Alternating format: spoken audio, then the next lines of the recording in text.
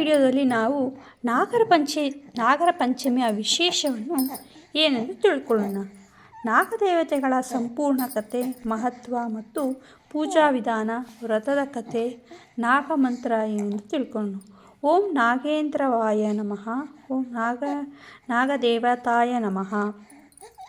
ಪವಿತ್ರವಾದ ಶ್ರಾವಣ ಮಾಸದಲ್ಲಿ ಬರುವ ಪ್ರಮುಖ ಹಬ್ಬಗಳಲ್ಲಿ ನಾಗರ ಪಂಚಮಿ ಕೂಡ ಒಂದಾಗಿರುತ್ತದೆ. ನಾಗರ ಪಂಚಮಿಯಂದು ನಾಗದೇವರನ್ನು ಭಕ್ತಿಯಿಂದ ಪೂಜಿಸುವ ಸಂಪ್ರದಾಯ ನಮ್ಮ ದೇಶದ ಅನೇಕ ಭಾಗಗಳಲ್ಲಿ ಕಂಡುಬರುತ್ತದೆ. ಈ ದಿನ ನಾಗದೇವರನ್ನು ಪೂಜಿಸಿ ಹಾಲು, ಅರಿಶಿನ, ಕುಂಕುಮ, ಹೂವು ಮತ್ತು ನೈವೇದ್ಯ ಅರ್ಪಿಸಿ ಕುಟುಂಬದ ಕ್ಷೇಮಕ್ಕಾಗಿ ಪ್ರಾರ್ಥಿಸುತ್ತಾರೆ. ಇಂದಿನ ಈ ವಿಶೇಷ ವಿಡಿಯೋದಲ್ಲಿ ನಾವು ತಿಳಿದುಕೊಳ್ಳುವ ಸಂಗತಿಗಳೇನೆಂದರೆ, ನಾಗಪಂಚಮಿ ಎಂದರೇನು, ನಾಗದೇವರನ್ನು ಹೇಗೆ ಪೂಜಿಸುತ್ತೇವೆ, ನಾಗಪಂಚಮಿಯ ಪೌರಾಣಿಕ ಕಥೆ ಏನು, ಶ್ರೀಕೃಷ್ಣ ಮತ್ತು ಕಾಳಿಂಗ ಸರ್ಪದ ಕಥೆ ಏನು, ಜನಮೇಯ ಸರ್ಪಯಾದಾಗ ಕಥೆ ಏನು, ನಾಗರ ಪಂಚಮಿಯಂದು ಹೇಗೆ ಪೂಜೆ ಮಾಡಬೇಕು, ಯಾವ ಮಂತ್ರವನ್ನು ಜಪಿಸಬೇಕು, ಈ ಹಬ್ಬದ ಆಧ್ಯಾತ್ಮಿಕ ಮಹತ್ವವೇನೆಂದು ಭಕ್ತಿಯಿಂದ ತಿಳಿದುಕೊಳ್ಳೋಣ. ಓಂ ನಾಗೇಂದ್ರ ದೇವತಾಭ್ಯೋ ನಮಃ. ನಾಗಪಂಚಮಿ ಎಂದರೇನು?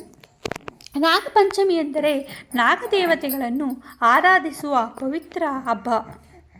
ಶ್ರಾವಣ ಶುಕ್ಲ ಪಕ್ಷದ ಪಂಚಮಿ ತಿಥಿಯನ್ನು ಅನೇಕ ಸಂಪ್ರದಾಯಗಳಲ್ಲಿ ನಾಗರ ಪಂಚಮಿಯಾಗಿ ಆಚರಿಸಲಾಗುತ್ತದೆ. ಈ ದಿನ ನಾಗದೇವರನ್ನು ಪೂಜಿಸುವ ಮೂಲಕ ಕುಟುಂಬದ ಕ್ಷೇಮ, ಸಂತಾನ, ಸುಖ, ಆರೋಗ್ಯ ಮತ್ತು ಸಮೃದ್ಧಿಗಾಗಿ ಪ್ರಾರ್ಥಿಸುವ ಸಂಪ್ರದಾಯವಿದೆ. ಆದರೆ ನಾಗರ ಪಂಚಮಿಯ ಮಹತ್ವ ಕೇವಲ ಒಂದು ಧಾರ್ಮಿಕ ಆಚರಣೆಯಲ್ಲಿ ಮಾತ್ರ ಸೀಮಿತವಾಗಿಲ್ಲ. ನಾಗಗಳು ಪ್ರಕೃತಿಯ ಪರಿಸರ ವ್ಯವಸ್ಥೆಯಲ್ಲಿಯೂ ಪ್ರಮುಖ ಪಾತ್ರ ವಹಿಸುತ್ತವೆ. ಆದ್ದರಿಂದ ಈ ಹಬ್ಬವು ಪ್ರಕೃತಿ ಮತ್ತು ಜೀವ ಜಲದ ಗೌರವದ ಸಂದೇಶವನ್ನು ನೀಡುತ್ತದೆ. ನಾಗದೇವರು ಯಾರು? ಹಿಂದೂ ಪೌರಾಣಿಕ ಪರಂಪರೆಯಲ್ಲಿ ಅನೇಕ ನಾಗದೇವತೆಗಳ ಉಲ್ಲೇಖವಿದೆ. ಅವುಗಳಲ್ಲಿ ಪ್ರಮುಖವಾಗಿ ಶೇಷನಾಗ, ವಾಸುಕಿನಾಗ, ತಕ್ಷ, ಕಟೋಕ, ಪದ್ಮ, ಮಹಾಪದ್ಮ, ಅನಂತ ಮುಂತಾದ ಹೆಸರುಗಳು ಪ್ರಸಿದ್ಧವಾಗಿವೆ. ಭಗವಾನ್ ವಿಷ್ಣುವು ಅನಂತ ಶೇಷನ ಮೇಲೆ ಶಯನಿಸಿರುವ ರೂಪ ಬಹಳ ಪ್ರಸಿದ್ಧ. ಪರಶಿವನ ಕಂಠದಲ್ಲಿಯೂ ನಾಗನನ್ನು ಅಲಂಕಾರವಾಗಿ ಕಾಣಬಹುದು. ಇದರಿಂದ ನಾಗಗಳಿಗೆ ಹಿಂದೂ ಧಾರ್ಮಿಕ ಪರಂಪರೆಯಲ್ಲಿ ವಿಶೇಷ ಸ್ಥಾನವಿದೆ ಎಂಬುದು ತಿಳಿಯುತ್ತದೆ. ಶೇಷನಾಗನ ಮಹಿಮೆ ಏನೆಂದು ಚಿಕ್ಕದಾಗಿ ತಿಳಿದುಕೊಳ್ಳೋಣ ನಾವು.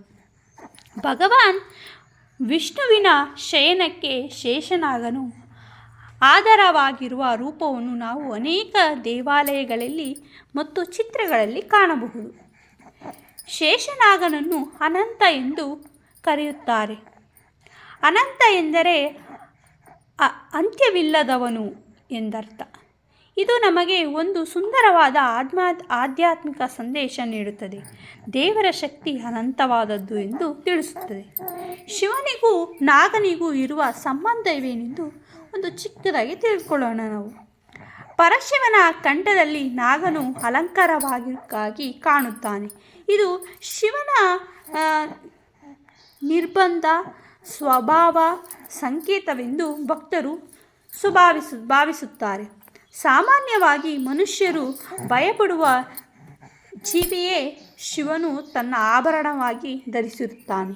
ಇದರ ಮೂಲಕ ಒಂದು ದೊಡ್ಡ ಸಂದೇಶ ಸಿಗುತ್ತದೆ. ಭಯವನ್ನು ಗೆದ್ದಲವನ್ನಾಗಿ ನಿಜವಾದ ಧೈರ್ಯವೇ ಬರುತ್ತದೆ. ಭಯವನ್ನು ಗೆದ್ದರೆ ನಿಜವಾದ ಧೈರ್ಯ ಬರುತ್ತದೆ ಎನ್ನುವುದು ಶಿವನನ್ನು ಸ್ಮರಿಸುವಾಗ ನಾವು ಹೀಗೆ ಹೇಳಬಹುದು: ಹರ ಹರ ಮಹಾದೇವ, ಹರ ಹರ ಮಹಾದೇವ ಎಂದು. ನಾಗರ ಪಂಚಮಿಯ ಪ್ರಸಿದ್ಧ ಕಥೆ ಜನಮೇಯನ ಸರ್ಪಯಾಗ. ಈಗ ನಾಗರ ಪಂಚಮಿಗೆ ಸಂಬಂಧಿಸಿದ ಪ್ರಸಿದ್ಧ ಪೌರಾಣಿಕ ಕಥೆಯಲ್ಲಿ ಒಂದನ್ನು ಕೇಳೋಣ ನಾವೀಗ. ಮಹಾಭಾರತದ ಕಾಲದಲ್ಲಿ ಪರೀಕ್ಷಿತ್ ಮಹಾರಾಜ ಎಂಬ ರಾಜನಿದ್ದನು. ಒಂದು ಸಂದರ್ಭದಲ್ಲಿ ಶಮೀಕ ಮಹರ್ಷಿಗೆ ಪರೀಕ್ಷಿತ ಪಂಚಮಿಯ ಪ್ರಸಿದ್ಧ ಕಥೆ ಜನಮೇಯನ ಸರ್ಪಯಾಗ. ಈಗ ನಾಗರ ಪಂಚಮಿಗೆ ಸಂಬಂಧಿಸಿದ ಪ್ರಸಿದ್ಧ ಪೌರಾಣಿಕ ಕಥೆಗಳಲ್ಲಿ ಒಂದನ್ನು ಕೇಳೋಣ ನಾವು. ಮಹಾಭಾರತದ ಕಾಲದಲ್ಲಿ ಪರೀಕ್ಷಿತ್ ಮಹಾರಾಜ ಎಂಬ ರಾಜನಿದ್ದನು. ಒಂದು ಸಂದರ್ಭದಲ್ಲಿ ಶಮೀಕ ಮಹರ್ಷಿಗೆ ಪರೀಕ್ಷಿತ್ತನು ಅಪಮಾನ ಮಾಡಿದನು ಎಂದು ಕತೆ ಹೇಳುತ್ತದೆ. ಆದ್ದರಿಂದ ಮಹರ್ಷಿಯ ಪುತ್ರನಾದ ಶೃಂಗಿಯು ಪರೀಕ್ಷಿತ್ತನಿಗೆ ಶಾಪ ನೀಡಿದನು. ಏಳನೇ ದಿನ ತಕ್ಷನಾಗನ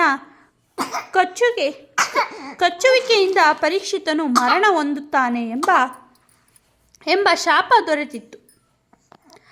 ಕಾಲ ಕಳೆದಂತೆ ತಕ್ಷನಾಗನು ಪರೀಕ್ಷಿತ್ತನನ್ನು ಕಚ್ಚಿದನು. ಪರೀಕ್ಷಿತ್ ಮಹಾರಾಜನು ಮರಣ ಹೊಂದಿದನು. ಜನಮೇಯನ ಸರ್ಪಯಾಗ.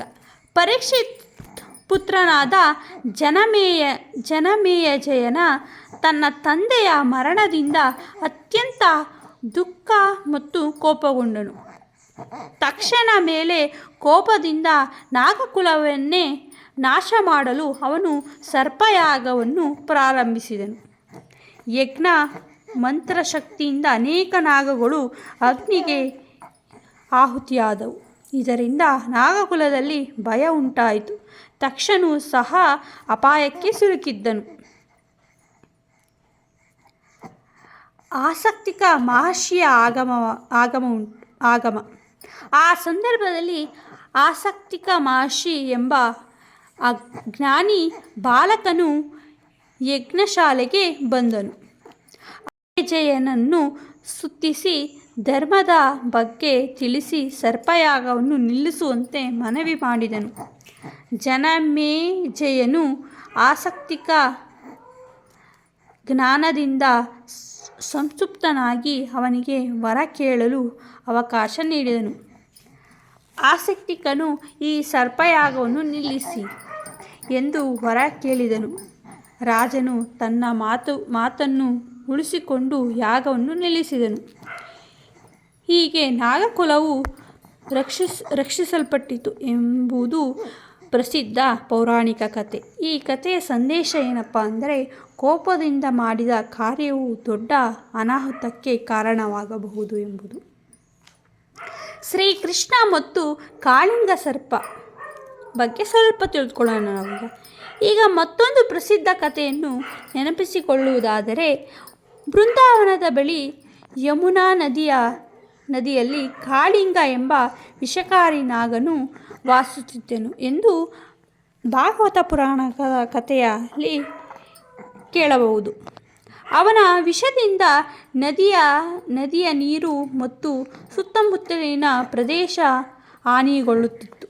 ಜನರು ಮತ್ತು ಗೋಪಾಲರು ಭಯಪಡುತ್ತಿದ್ದರು. ಒಂದು ದಿನ ಬಾಲಕೃಷ್ಣನು ಯಮುನಾ ನದಿಗೆ ಪ್ರವೇಶಿಸಿದನು. ಕಾಳಿಂಗನು ಕೃಷ್ಣನನ್ನು ಸುತ್ತಿಕೊಂಡಿದ್ದನು.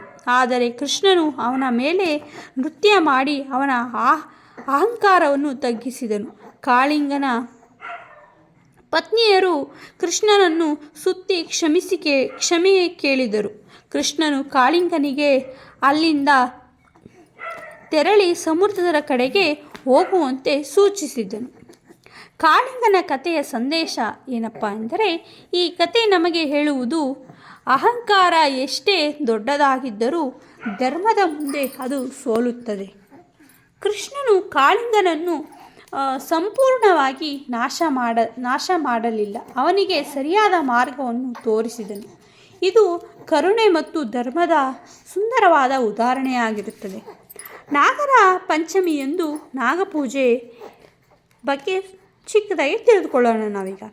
ಈ ದಿನ ಭಕ್ತರು ನಾಗದೇವರ ಚಿತ್ರ ಅಥವಾ ನಾಗಶಿಲೆಯನ್ನು ಪೂಜಿಸುತ್ತಾರೆ.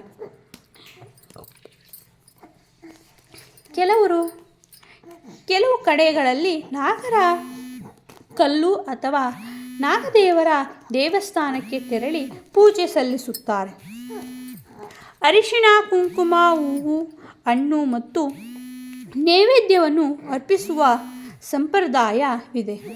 ನಾಗರ ಕಲ್ಲಿಗೆ ಅಥವಾ ದೇವಾಲಯದ ವಿಗ್ರಹಕ್ಕೆ ಏನು ಅರ್ಪಿಸಬೇಕು ಎಂಬುದು ಸ್ಥಳೀಯ ಸಂಪ್ರದಾಯ ಬದಲಾಗುತ್ತದೆ.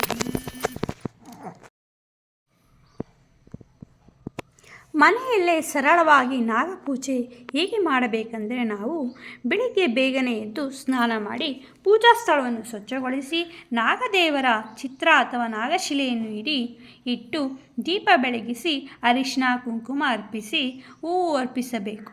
ಹಣ್ಣು ಮತ್ತು ಸಾತ್ವಿಕ ನೈವೇದ್ಯ ಅರ್ಪಿಸಬೇಕು. ನಂತರ ನಾಗದೇವರ ಮಂತ್ರವನ್ನು ಜಪಿಸಬೇಕು. ಕೊನೆಯಲ್ಲಿ ಕುಟುಂಬದ ಎಲ್ಲರ ಕ್ಷೇಮಕ್ಕಾಗಿ ಪ್ರಾರ್ಥಿಸಿಕೊಳ್ಳಬೇಕು. ನಾಗದೇವರ ಮಂತ್ರ ಏನೆಂದರೆ, ಭಕ್ತಿಯಿಂದ ಹೇಳೋಣ.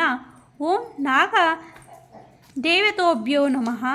ಮತ್ತೊಮ್ಮೆ ಪ್ರಸಿದ್ಧ ನಾಗದೇವರ ಶ್ಲೋಕವೊಂದಿದೆ. ಅನಂತ ವಾಸುಕಿ ಶೇಷಂ ಪದ್ಮನಾಭಂ ಚ ಕಬಲಂ ಶಂಖಫಲಂ ಧೃತರಾಷ್ಟ್ರಂ ತಕ್ಷಂ ಕಾಳಿಯಂ ತಥಾ ಎಂದು ಈ ಶ್ಲೋಕವನ್ನು ದೇವತೆಗಳನ್ನು ಸ್ಮರಿಸುವ ಭಕ್ತಿಭಾವದಿಂದ ಪಠಿಸಬೇಕಾಗುತ್ತದೆ. ನಾಗರ ಪಂಚಮಿಯ ವ್ರತ.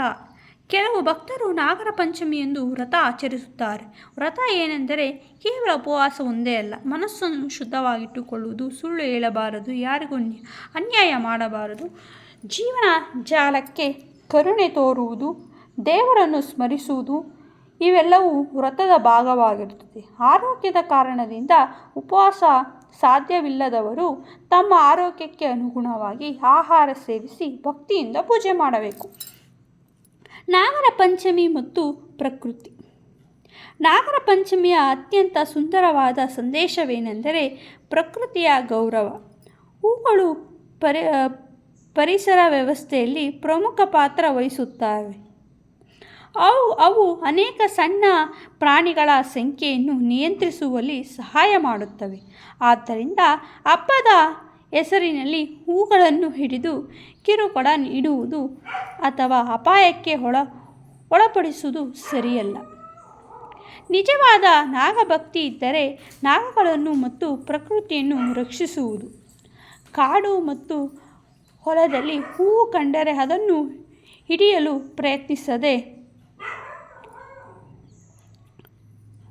ಸುರಕ್ಷಿತವಾಗಿ ದೂರವಿದ್ದು ತರಬೇತಿ ಪಡೆದ ಸ್ಥಳೀಯ ರಕ್ಷಣಾ ಸಿಬ್ಬಂದಿಯ ಸಹಾಯ ಪಡೆದು ಉತ್ತಮವಾಗಿರುತ್ತದೆ. ನಾಗಪಂಚಮಿಯಂದು ಏನು ಮಾಡಬೇಕೆಂದರೆ, ನಾಗದೇವರನ್ನು ಭಕ್ತಿಯಿಂದ ಸ್ಮರಿಸಿ ದೀಪ ಬೆಳಗಿ ಅರಿಶಿನ ಕುಂಕುಮ ನೈವೇದ್ಯ ನಾಗಮಂತ್ರ ಪ್ರಕೃತಿಯ ಗೌರವಿಸಬೇಕು. ಅಗತ್ಯವಿದ್ದವರಿಗೆ ಸಹಾಯ ನೀಡಬೇಕು.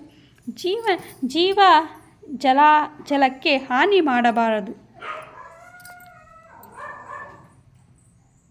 ಒಂದು ಮುಖ್ಯವಾದ ವಿಷಯ ಏನಪ್ಪ ಅಂದರೆ, ಕೆಲವು ಪ್ರದೇಶಗಳಲ್ಲಿ ನಾಗಪಂಚಮಿಯಂದು ಜೀವಂತ ಹಾವುಗಳಿಗೆ ಹಾಲು ಕುಡಿಸುವ ಪದ್ಧತಿ ಕಂಡುಬರುತ್ತದೆ. ಆದರೆ ಕಾಡು ಹಾವುಗಳಿಗೆ ಹಾಲು ನೀಡುವುದು ಅವುಗಳ ಸಹಜ ಆಹಾರವಲ್ಲ ಮತ್ತು ಅವುಗಳಿಗೆ ಹಾನಿಕರ ಉಂಟಾಗಬಹುದು.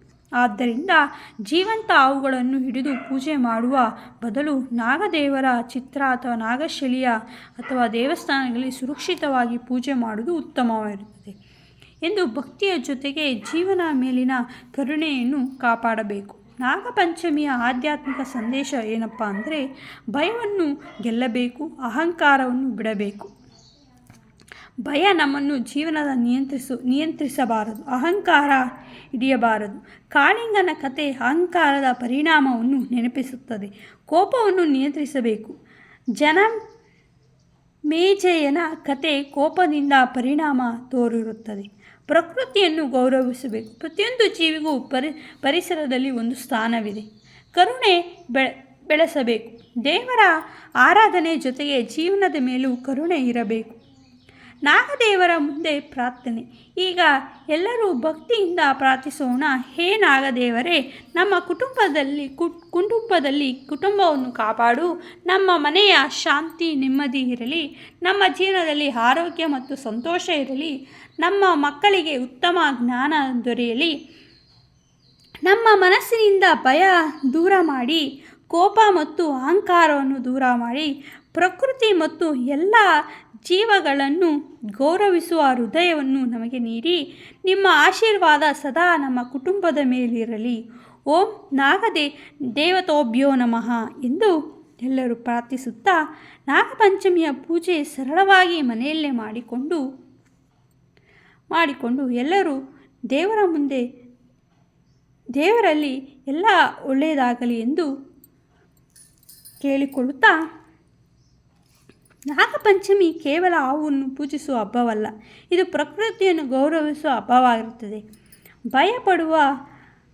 ಭಯಪಡುವ ಹಬ್ಬವಂತೂ ಅಲ್ಲ. ಅಹಂಕಾರ ಬಿಡುವ ಹಬ್ಬ, ಕೋಪವನ್ನು ನಿಯಂತ್ರಿಸುವ ಹಬ್ಬ, ಜೀವನ ಜಲ ಮೇಲೆ ಕರುಣೆ ಬೆಳೆಸುವ ಹಬ್ಬ.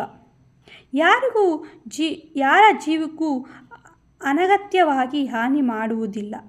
ಪ್ರಕೃತಿಯನ್ನು ರಕ್ಷಿಸುತ್ತೇವೆ, ಸತ್ಯದ ಮಾರ್ಗದಲ್ಲಿ ನಡೆಯುತ್ತೇವೆ, ನಾಗದೇವರನ್ನು ಭಕ್ತಿಯಿಂದ ಸ್ಮರಿಸುತ್ತೇವೆ ಎಂದು ಹೇಳುತ್ತಾ,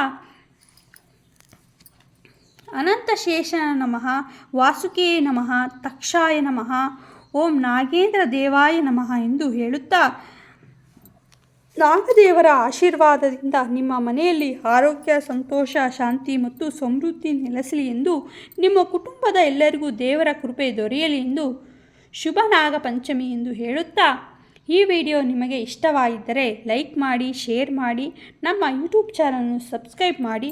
ಮತ್ತೊಂದು ಭಕ್ತಿ ಕಥೆಯೊಂದಿಗೆ ಮತ್ತೆ ಭೇಟಿಯಾಗೋಣ ಎಂದು ಹೇಳುತ್ತಾ, ಓಂ ನಾಗೇಂದ್ರ ದೇವತಾಯೋ ನಮಃ ಎಂದು ಹೇಳುತ್ತಾ ವಿಡಿಯೋನು ಕೊನೆಯದಾಗಿ ಎಂಡ್ ಮಾಡುತ್ತಾ, ಎಲ್ಲರಿಗೂ ನಾಗಪಂಚಮಿಯ ಶುಭಾಶಯಗಳು.